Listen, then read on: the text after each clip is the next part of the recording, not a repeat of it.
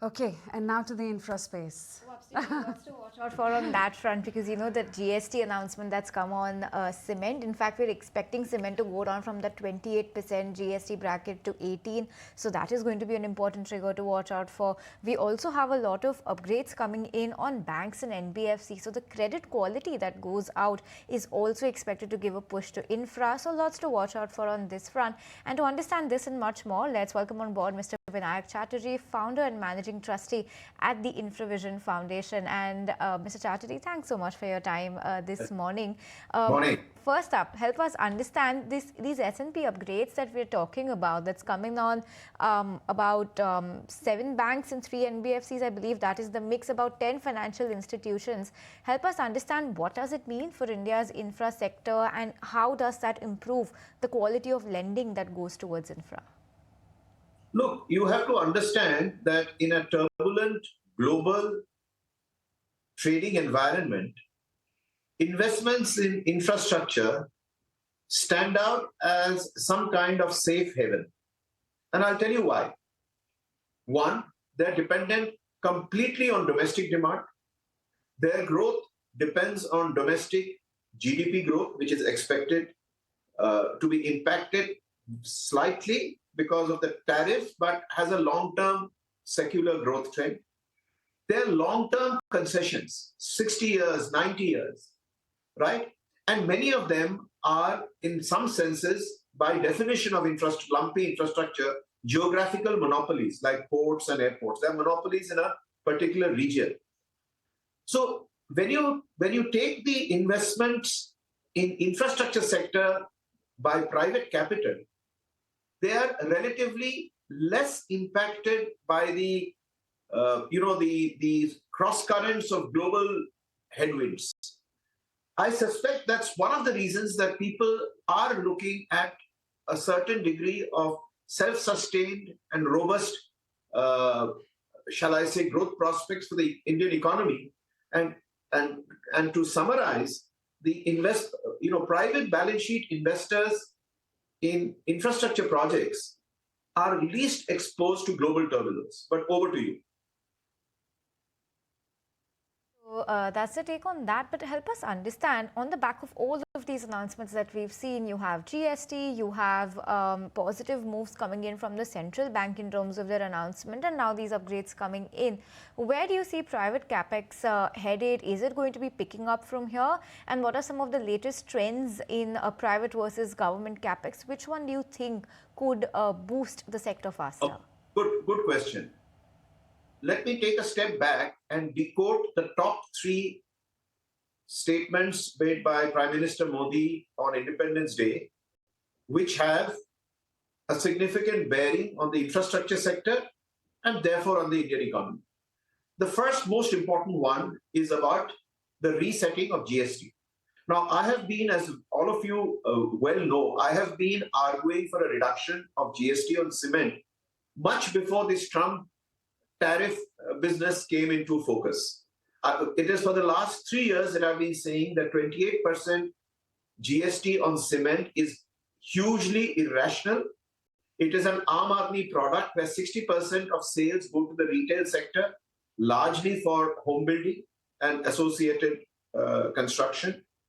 It is as 40% goes into institutional, which is largely infrastructure, which is in public interest.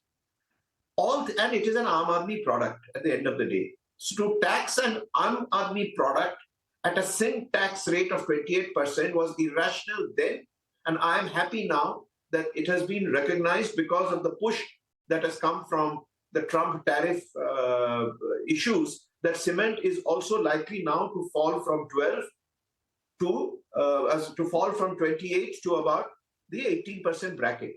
I would even argue that they have a section of 5% GST for what is called essentials. If you ask me, other than certain consumables, like essential food items, cooking oil, etc., cement is an essential. It is an essential for the economy going forward, for people building homes and the government building infrastructure. So there could actually be a strong case for including cement, not just in the 18% category, but to classify it as an essential good and put it at 5%. The sheer revenue buoyancy that you will get from doing this will be unparalleled. Just consider this case. We have always said that cement is a price-sensitive market, a price-sensitive product, which means that when you increase prices, the demand falls, right? The flip side is equally relevant, that it has now, we can see the positives of high price elasticity, that a certain drop in price will lead to an inordinate, more than proportionate increase in demand. So what the government will lose in terms of the tax percentage bracket, it should be more than able to make up, even with a 5% GST slab. And please, just to remind your viewers that in any case, the 28% GST slab accounted for only 11% of the GST revenues. And I'm just cross-checking my figures. That's correct. The 28% bracket accounted for only 11% of GST revenues, of which cement would be 2% weightage or something. So bringing cement into 5% into essentials is unlike, and with the revenue buoyancy and the positive price elasticity in play, the government is unlikely to lose revenue. But imagine the financial and psychological impact on the retail buyer of cement. It would just boost private construction, and it would stretch institutional budgets for infrastructure spend so much more. So the GST restructuring, particularly for cement, is welcome. The second important announcement made by Prime Minister Modi is a complete deep dive into ease of doing business with a dedicated task force. I have some thoughts here, and I'm going to come back to that. And the next one, which I thought was an important point for a long-term vision to reduce our energy import bill.